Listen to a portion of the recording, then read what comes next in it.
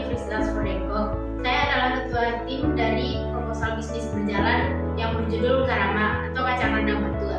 Menurut data BPS, terdapat 1,2 juta wisatawan yang berkunjung ke Kabupaten Agam, Sumatera Barat pada tahun 2021. Matua sendiri adalah sebuah kecamatan yang memiliki makanan tradisional berupa kacang yang biasa disebut kacang matua. Dari dulu, kacang matua tidak mengalami inovasi yang berarti seiring perkembangan zaman dan pergerakan pasar yang menjadi pasar muda.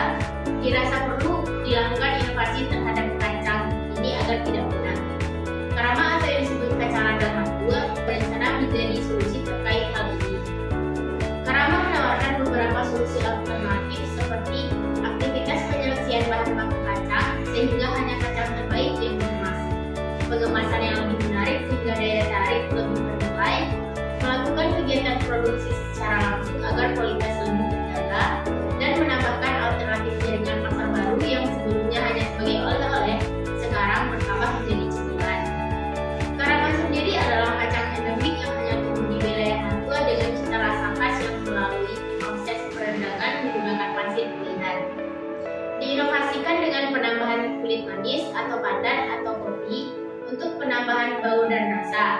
Semua proses tersebut membuat cita rasanya menjadi lebih khas dan tidak ditemukan di industri lain. Sehingga Karama ini adalah kacang radang artisan.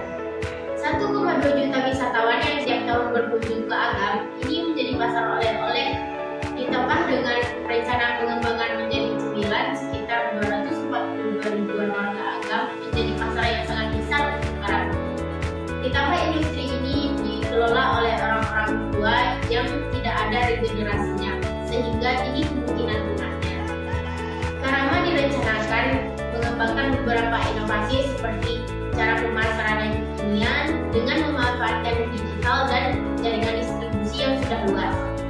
Cara pengemasan yang lebih modern yang melalui proses vakum dan sealer yang berguna untuk menambah citra dan keawetan.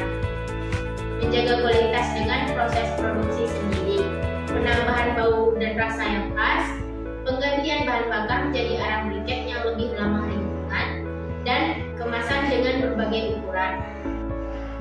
Untuk keunikan produk sejalan dengan rencana pengembangan seperti cara pemasaran yang kekinian, cara pengemasan yang lebih modern, proses produksi sendiri, penambahan bau dan rasa yang khas, penggantian bahan bakar menjadi arang briket, dan kemasan dengan berbagai ukuran. Kompetitor yang kami jadikan pembanding adalah satu Parandang Kacang Butini yang beralamat di Lawang, Kecamatan Matua, Kabupaten Agam, Sumatera Barat. Parandang Kacang Butini letaknya strategis karena berada di tepi jalan. Memiliki produk tradisional Matua yang lain yaitu pembuatan sangka lawang yang terbuat dari tebu. Kekurangannya, kacangnya masih belum disortir dan kemasan masih biasa saja. 2. Tungku Kacang Goreng Pak Datua beralamat di Batu Sangkar, tidak memiliki berapa berat bersih kacang dan harganya mahal.